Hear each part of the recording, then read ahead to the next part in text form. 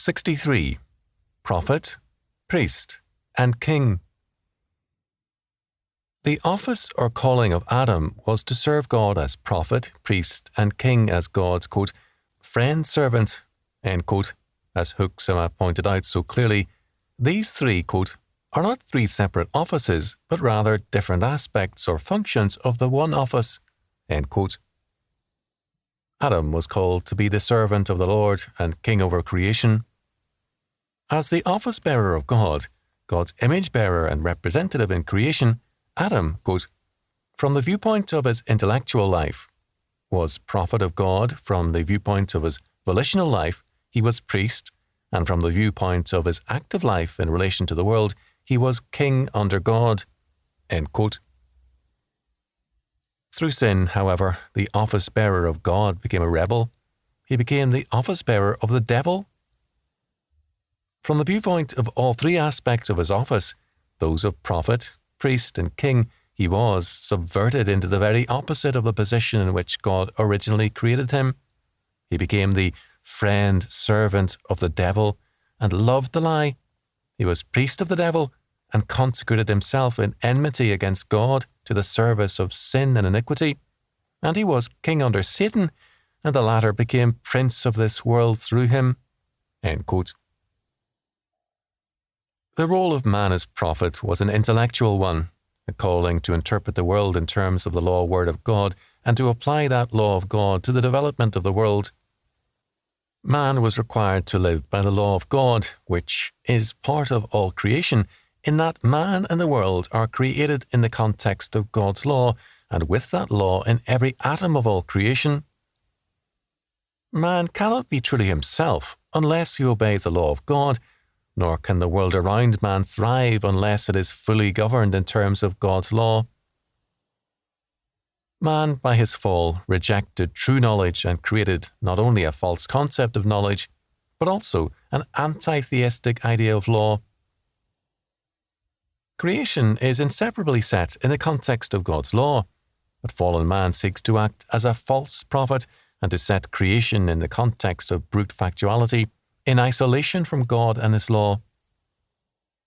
Man, as a false prophet, proclaims a lie, and as Hoeksema declared, quote, in the world and throughout history, there is a development of the lie in the direction of and culminating in the false prophet that is pictured to us in the book of Revelation, end quote.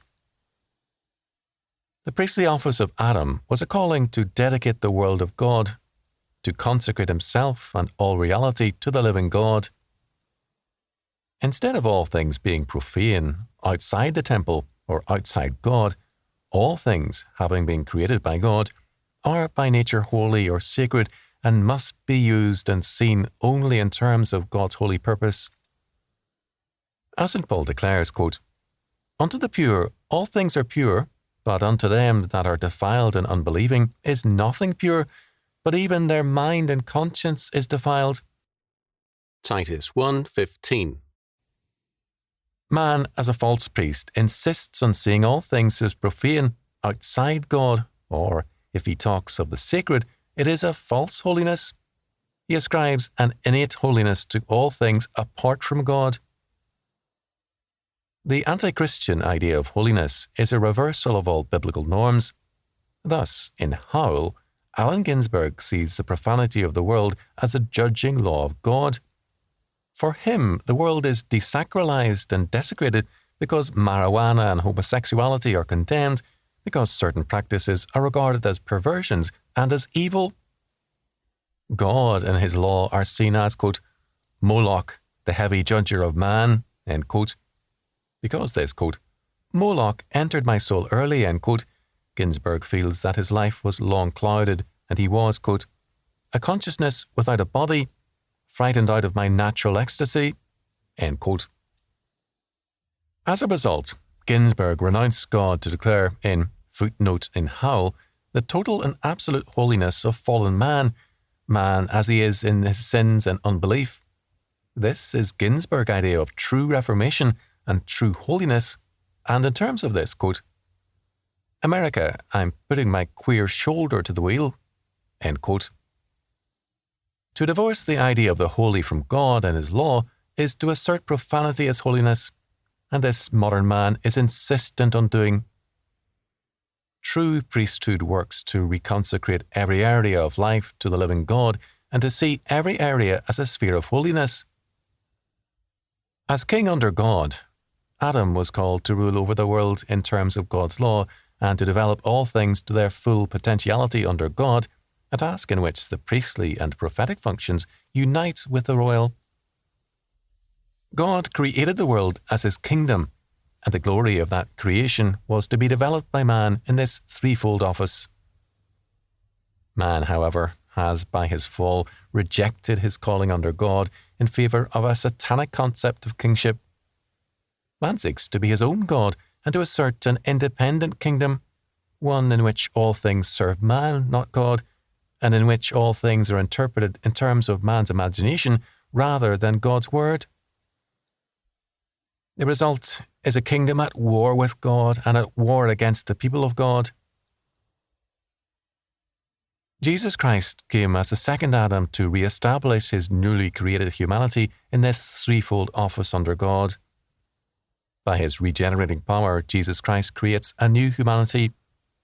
By His atoning death and by His resurrection, He justifies His people before God and removes them from the realm of sin and death into life and righteousness.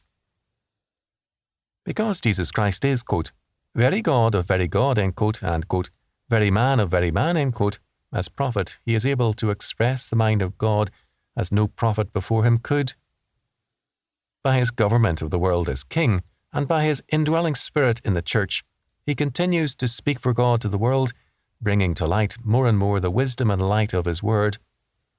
The Westminster Shorter Catechism declares that, quote, Christ executeth the office of a prophet in revealing to us, by His Word and Spirit, the will of God for our salvation. End quote. Answer 24.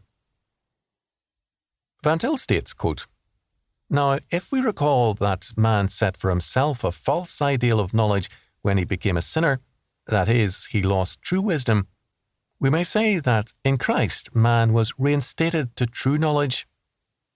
In Christ man realizes that he is a creature of God and that he cannot seek for comprehensive knowledge.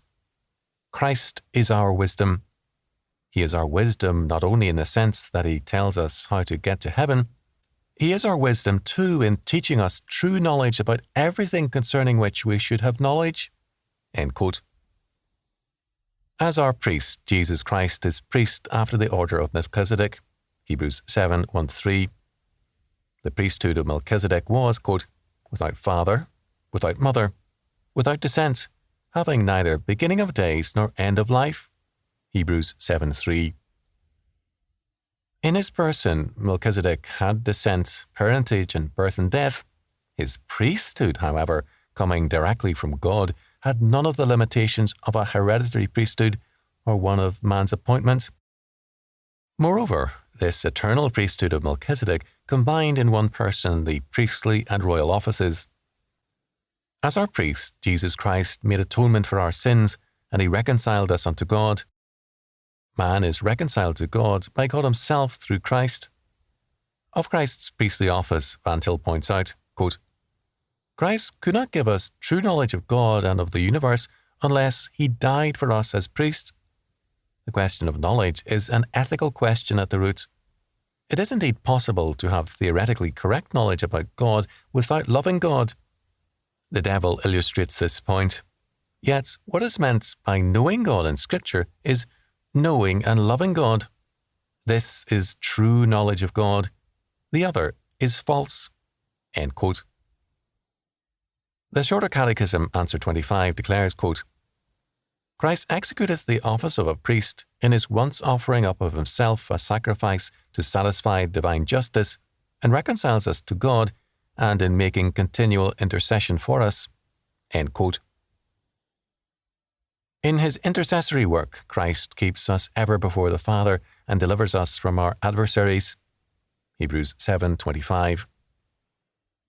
In Answer 26, the Catechism gives an especially telling statement of Christ's kingship. Quote, Christ executeth the office of a king in subduing us to Himself, in ruling and defending us, and in restraining and conquering all his and our enemies." End quote. The postmillennial character of the Westminster Standards is clearly in view here as elsewhere. As King, Christ conquers and subdues us and all his enemies and ours. His great victory was the conquest of sin and death by his atoning death and resurrection.